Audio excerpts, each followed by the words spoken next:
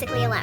I release the fear of abandonment and embrace my strength and independence. I am capable of creating a fulfilling and joyful life for myself. So this is our last scheduled members-only stream. Not the last members-only stream I'll probably ever do, but the last, scheduled weekly one. I figured the time has come and I've got to say something. As you can tell from the title, I've been going through kind of a difficult time in my personal life. Linz and I have broken up, and I do believe it's for good this time. He ended the relationship and does not wish to reconcile with me. I'm doing okay though. On Sunday, stayed the night, came back on Monday, and I kind of already felt like it was going to be over. Like he had probably had enough based on how things went. It sucks. I'm not going to lie. I'm not going to pretend like I'm happy, but I'm okay, and that's pretty good for me. I miss him. I wish he were still here. I wish we could talk to each other with my internet messing up. So I decided to go to Oklahoma and visit Lodane. So I went to see Lodane on Sunday, stayed the night, came back on Monday, and a page of what I wrote, and then I'm going to kind of talk a little bit more in depth about it. So I fell in love with Linz, or at least I started to, before the codependence took over. I think that I was starting to really fall in love with him, to really feel genuine love for him. So I made him my favorite person, and that's when the toxicity began. I started when he left, I did have nothing. So then I acted frantically to try and get him to love me, take me back, continue filling that hole that I tried to cram him into. But no one ever fits into that hole, and nothing ever fills it. It's just a black hole inside me that sucks up all the light, and anytime I try to put somebody in there, it sucks them dry until it was completely over. It was like a month after that I started seeing Linz, which was too soon. I understand that.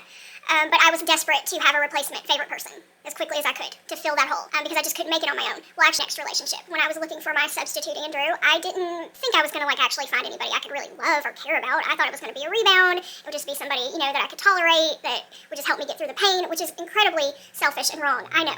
Okay? I'm not saying this was a good thing to do, but I'm just saying this is what I did. I actually did really, genuinely like him. We had a real connection, and it was not something I expected. And I did genuinely start to fall in love with him and feel real feelings of love for him. But like I said in my journal, instead of just building on that and trying to make it a healthy relationship, I immediately went into the cycle of codependency and toxicity and things, because obviously this is not a healthy situation. But it took me a while to come to that realization. I have come to it now. It sucks. It hurts really bad because I can look back and I can clearly see the exact moment, the exact time where I fucked it all up, where I warped it and turned it into this sick, toxic thing, and it could have been something really great for me. Or maybe it couldn't have. Maybe it was too soon, and no matter what I did, I wasn't healed enough right then. But I feel like if I would have done all the work that I'm trying to do now, in the future I could have had a really good relationship with him. On my list of goals for today, I don't want to give myself too much because honestly I don't know how mentally draining this therapy session is going to be, so I don't want to overwhelm myself with tasks. I may need time to process and deal with it afterwards. I don't even know if we're going to be doing if we're going to actually do EMDR today, or if it's just going to be an intake session. I'm not really sure what's going to happen, but I still don't want to give myself too much to do. So these are pretty much my goals for the day. My EMDR, I got to publish a stream, record a vlog, which I'm doing now, and then I'm just going to tidy up the apartment and fold my laundry, because I have 3 loads of laundry that need to be. In my life, I'm kind of feeling overwhelmed and struggling to balance it all. So what I really need to do is kind of seek more stability, because this card also reversed to me means things are kind of unstable right now. So I need to seek more stability and try to simplify and not overthink. I got back from therapy about an hour ago, and I needed just a little time to kind of process before I was ready to vlog again. But I do want to say that it went really, really well. I really love this new therapist, y'all. She made me feel so heard and understood and seen, and she's a licensed clinical social worker. She's been doing EMDR for many, many years. She's very experienced with trauma and helping people to heal from trauma. And I feel so freaking hopeful after going and talking to her today. So we didn't end up doing actual EMDR today. We just talked about, basically I gave her a rundown of my past, my history, my traumas, everything I've gone through from birth until now, all the stupid shit I've done, everything. I told her everything. We sat down and kind of decided on the top 3 most traumatic events in my life that we're going to start with EMDR therapy, that we're going to start with. So these are her notes that she made a copy of for me, and this is what we're going to start with. I'm going to blur out the names of my family members because it's not fair to share their names, but you can kind of see. So, she's back on the therapy grind after her man made a run for it. Now, she's head over heels for her new therapist. Anyone want to take bets on how long that's going to ride out? Oh, and just a friendly reminder, the last time she had a therapist, she was practically the queen of fibs. Keep that in your back pocket. She made all these promises about quitting certain parts of her life, but surprise, surprise, she's already back in the game, vlogging, and doing her thing. This breakup is basically a spotlight on her true colors, round 2. It's not going to happen. Kind of the timeline here is not this past Friday and Saturday, but the previous Friday and Saturday, we were arguing because of my stupid bullshit, which I regret so much I can't even tell you. And then on Sunday, I couldn't stream because of my internet messing up, so I decided to go to Oklahoma and visit Lodane. So I went to see Lodane on Sunday, stayed the night, and came back on Monday, and I kind of already felt like it was going to be over, like he had probably had enough based on how things were when I left.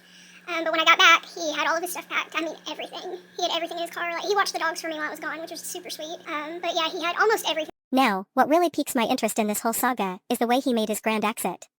Picture this, she's off visiting a friend, already sensing some storm clouds on the horizon. Fast forward to her return, and there it is, his bags neatly packed, like he's preparing for a getaway. Before she can even process the situation, he hits her with the bombshell that he's hitting the road. Now, what strikes me as fascinating is the speed at which he pulled off this disappearing act. I mean, let's talk about it, no drawn-out heart-to-heart, no warning signs, just a sudden I'm out and he's gone. It's almost like he had a secret escape plan, stashed away. The whole thing feels like a plot twist in a mystery novel. What's the rush, my dude? Spill the beans, and give us the lowdown. Now, as we navigate the aftermath of this breakup saga, it's evident that his sudden exit is leaving us with more questions than answers. The hasty departure raises eyebrows, adding an extra layer of mystery to the narrative. Was it a carefully orchestrated escape, or was there an urgency we're not privy to? As we bid farewell to this chapter, one can't help but wonder about the untold stories lingering beneath the surface. So, to stay in the loop with this unfolding drama and the pursuit of truth, consider hitting that subscribe button. Until next time, keep the speculation alive, and let the drama continue.